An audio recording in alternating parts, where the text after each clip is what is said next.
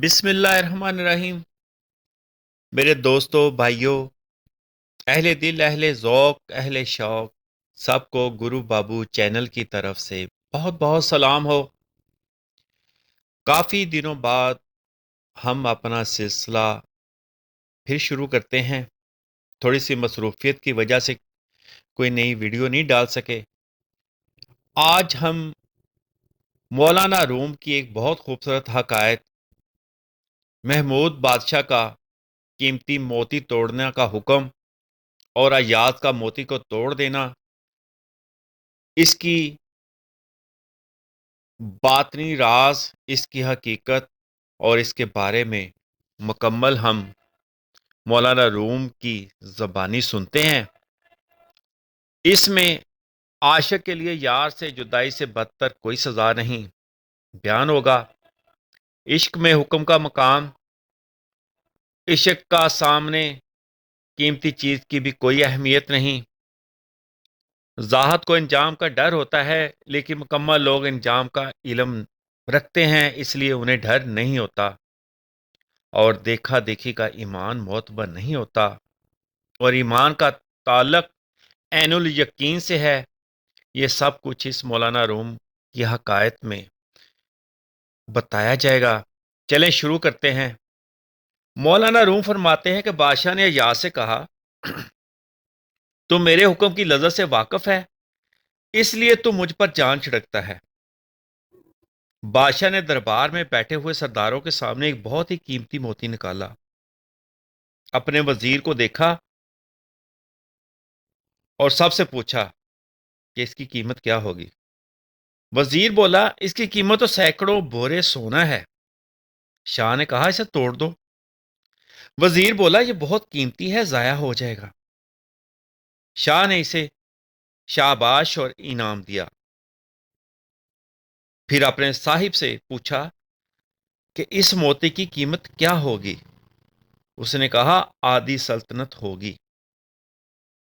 اسے بھی موتی کو توڑنے کا حکم دے دیا۔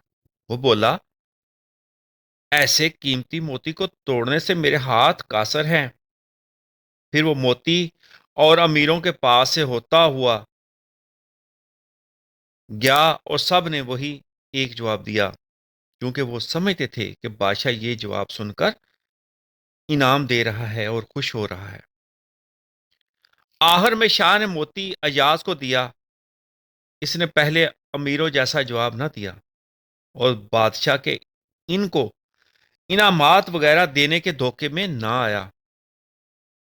دیکھا دیکھی کا ایمان معتبر نہیں ہوتا، کیونکہ ایمان کا تعلق یقین سے ہے اور مکلف کو عموماً یقین حاصل نہیں ہوتا۔ صاحب ایمان وہ لوگ ہوتے ہیں جو عین الیقین کا درجہ حاصل کر لیتے ہیں۔ بادشاہ نے ایاز سے موتی کی قیمت لگوائی۔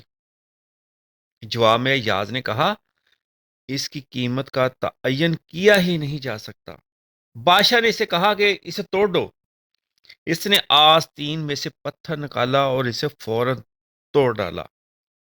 دنائی نے اس کا ساتھ دیا۔ اسے یقین تھا کہ بادشاہ کا حکم موتی سے زیادہ قیمتی ہے۔ شطرنج میں جب جیت کا یقین ہو جائے تو اسب اور فیل کی پٹ جانے کا کوئی پرواہ نہیں ہوتی۔ انسانی ادراک کے بھی مختلف درجے ہیں۔ ذات کو انجام کا غم رہتا ہے۔ جو لوگ مکمل ہیں ان کو ابتدا ہی سے انجام کا علم ہو جاتا ہے، اور ان کا علم خوف اور امید کو ختم کر دیتا ہے۔ عارف کو معلوم ہوتا ہے کہ جو بویا ہے اس کی پیداوار کیا ہوگی، اس لیے وہ انجام کے شور و غم سے بے نیاز ہوتا ہے۔ ابتدا میں اسے بھی خوف اور امید تھی، لیکن جب اس پر حقیقت واضح ہو گئی تو خوف ختم ہو گیا اور امید باقی رہ گئی، کیونکہ وہ نور بن کر نور مطلق کے تابع ہو گیا۔ امیروں نے شور مچا دیا کہ یہ ایاز کی کیسی بے باکی ہے کہ اتنا قیمتی موتی توڑ ڈالا۔ وہ اپنی جہالت سے یہ نہ سمجھے کہ ایاز نے تو صرف موتی توڑا، ان لوگوں نے تو شاہ کا حکم توڑا۔ محبت کے موتی سے انہوں نے اس موتی کو قیمتی سمجھا۔ ایاز بولا، بتاؤ موتی زیادہ قیمتی تھا یا بادشاہ کا حکم؟ بادشاہ کو چھوڑ کر موتی کی طرف توجہ کرنا محبت کا شرک ہے۔ ثانیہ کی سامنے مصنوعات کی کوئی حیثیت نہیں ہوتی، اس لیے ہر کام میں ثانیہ کی طرف توجہ کرنی چاہیے۔ اس دنیا کی خوش نمائی اور حسن راہ کی رکاوٹ اور موتی کی طرح ہے۔ اصل موتی تو شاہ کی خوش نودی ہے تھی، تم لوگوں نے نافرمانی کر کے اسے توڑ دیا۔ ایاز کی اس تقریر نے امیروں کو شرمندہ اور حیران کر دیا۔ انہوں نے اپنے سر جھکا دیے کہ ہم سے بھول ہو گئی۔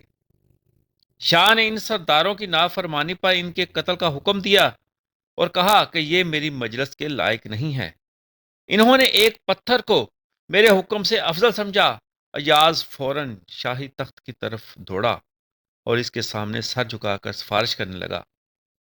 ایاز نے شاہ سے کہا، آپ ہما ہیں، آپ ایسے کریم ہیں کہ دنیا کے کریموں نے آپ سے کرم حاصل کیا ہے۔ آپ کا عفو اس قدر بڑھا ہوا ہے کہ مغفرت آپ سے سیر چشم ہو رہی ہے۔ جو شخص آپ کی حکم اور عدولی کرتا ہے وہ آپ کے عفو کا سہارا دے کر ہی کرتا ہے۔ آقا کی رحمت علی اور عفو کی صفت غلاموں کو گستاخ اور غافل بنا دیتی ہے۔ قرآن میں ہمیں دعا سکھائی گئی ہے، ربنا لا تؤاخذنا انی سینا، اے اللہ ہماری بھول پر ہماری گرفت نہ کر۔ اس سے معلوم ہوا کہ بھول بھی گناہ ہے، ورنہ گرفت نہ کرنے کی دعا کیوں سکھائی گئی؟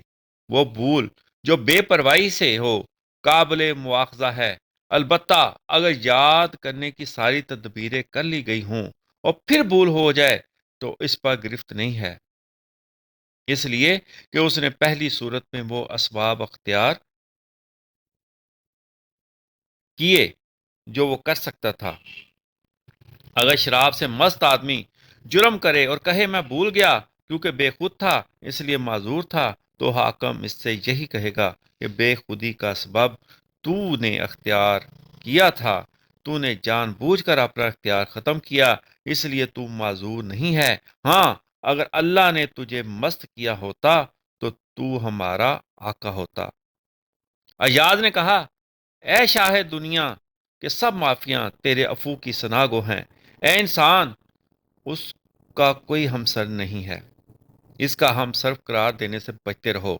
ایاز نے کہا، ان کی جان بخشی کر دیجئے، جنہوں نے آپ کا چہرہ ایک بار دیکھ لیا ہے، وہ آپ سے جدائی کی تلخی کیسے برداشت کریں گے؟